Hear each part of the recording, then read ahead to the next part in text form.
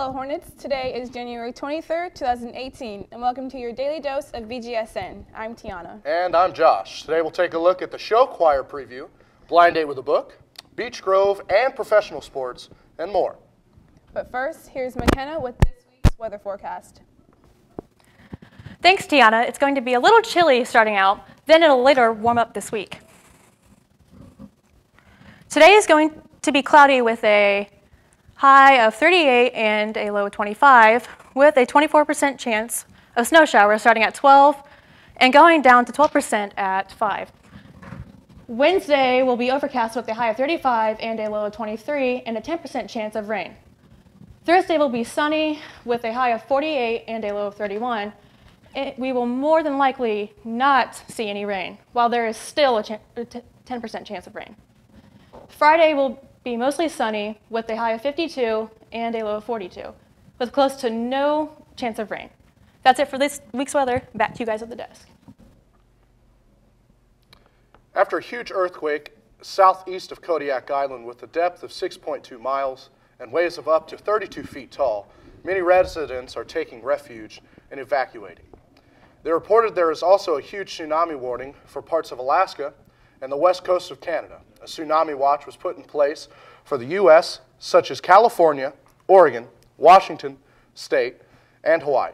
It is said to be a, quote, hazardous tsunami waves, and they are possible to be within the first 3 hours. Tomorrow night is the Beech Grove Jubileers Show Choir preview night. The fun will be free. Here's Alicia Walsh with more.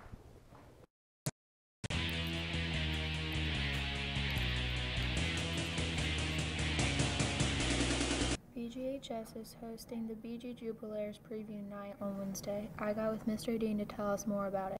Preview night is, we're coming up onto our competitive show choir season, and it's just trying to get one additional opportunity with a little bit less pressure than we see on the competition stage, and just in front of our family, friends, community, things like that.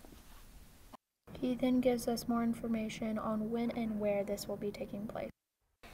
It's actually tomorrow night at 7 p.m. in the auditorium here at Beech Grove High School. He then raves on about why people should come and how hard his students have been working. It's just a great opportunity to support the students of Beech Grove High School. These kids put in a ton of work. They rehearse after school at least 6 hours a week, during class additionally, and really have just put in a lot of hard work. No blood yet, but we put a lot of sweat and some tears into this one, and it's going to be something fun, and it's free. Yesterday, many of you may have noticed that the internet was down. Many questions arrived from this type of event, and Jacob Hale got more on the story and got some answers for us here at Beech Grove High School. For a better part of yesterday's school session, most students and teachers experienced a lack of a stable internet connection.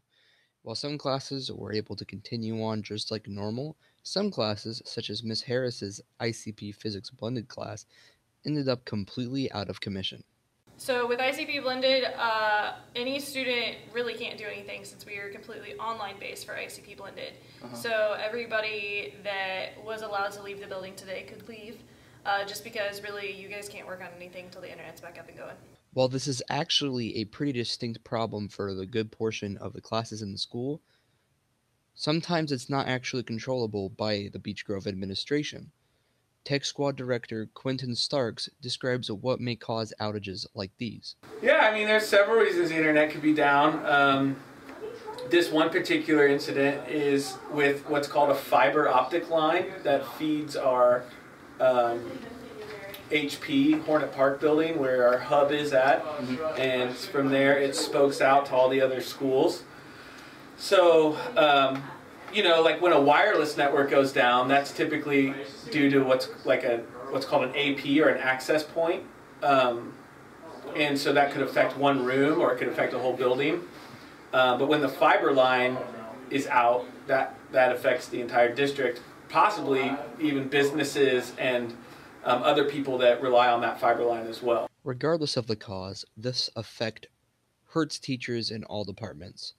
The lack of a teaching tool can be detrimental to the entire learning experience. However, where other teachers would fall, BGHS teachers prevail? Oh, I mean, that's what's great about teachers is they're trained to, you know, think on their feet. They're problem solvers, and the best teachers will have a tool in their toolbox that they go to, and they won't let it affect their class all that much. From Beech Grove High School, I'm Jacob Hale for BGSN.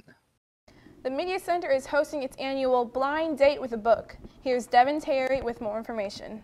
Blind Date with a Book is an event going on between February 1st and February 28th. It's an event where you can read random books throughout all of February. So the books you read must be returned to the Collaboration Center by the 28th. Now here's Ms. Schmidt with more information. Blind Date with a Book is about picking a book without judging it by its cover. What you'll do is we're going to wrap up the books and we'll put descriptions like what the book's about, the genre, and you can pick the book based on the description. So you don't know what book it is, you don't know the title, you just pick it based on its qualities. From the Media Center, I'm Devin Terry with BGSN. Friday night is a very special night for Beech Grove. Cody Skerritt got more on why that is. The boys lost last Saturday night, 72-61. Here's Joe Marcio on what they need to improve on for their next matchup.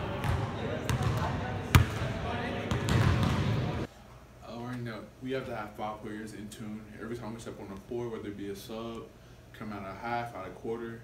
I think that's one of our biggest things. We have 3 or 4 people, and it could be anybody at any time. I know at one point in time I got unfocused and I kind of let down, but we got to work on having us working as a unit, as a fist. This Friday night is not just an exhibition game. It is also a game where the winners of the Chick-fil-A Challenge are announced, and it is also Coaches versus Cancer night. This game means a lot more to Joe Marseals and the rest of the team than any other game. Here's Joe Mar on why it is. I mean, you guys. All means so much. Like, I don't know if you might read the Indy Star article, but Kenny mentioned it would be selfish if we went out there and didn't give our all for Coach, who's been through so much. And it's just like you go out there and it has to be. It's just Lutherans in a way, so we got to go out there. And it's just the hardest game. However, besides the sectional we will play, it's just we're fighting for Coach, not just the game. Make sure to come out and support the Hornets Friday night. And if you can, pre-order a chicken sandwich and buy a Coaches vs. Cancer t-shirt. Back to you guys at BGS.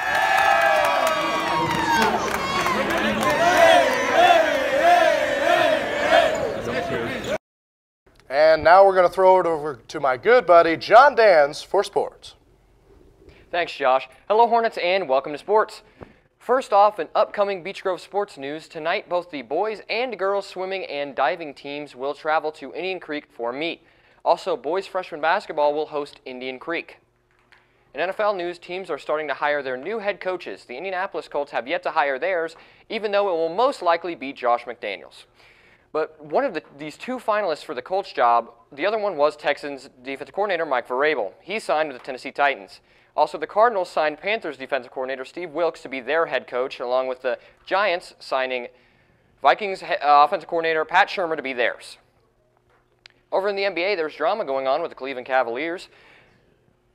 The Cavaliers have been 4-10 in their last 14 games, and some believe that head coach Tyronn Lue is on the hot seat. Also, in other NBA news, the Milwaukee Bucks fired their head coach, Jason Kidd. Kidd was well liked by most players, and the firing caught some players by surprise, such as 20-year-old Thon Maker. The Greek Freak even tried to call Jason Kidd and help him save his job. DeMarcus Cousins had a historic night last night as he recorded a 40-20-10 game, and he is the first to do so since Kareem Abdul-Jabbar did it in 1972. Cousins had 44 points, 24 rebounds, and 10 assists. IU basketball took an important win last night against the Maryland Terrapins in a close game by a score of 71-68. Jawan Morgan was a star for the Hoosiers. IU plays tomorrow night against Big Ten opponent Illinois. The Hoosiers are now 5-3 in conference play and 5th in the Big Ten. That's all for sports. Back to you guys. Thanks, John. That's it for BGSN today. Don't forget to subscribe to our YouTube channel. I'm Tiana. And I'm Josh. Have a terrific Tuesday, everyone.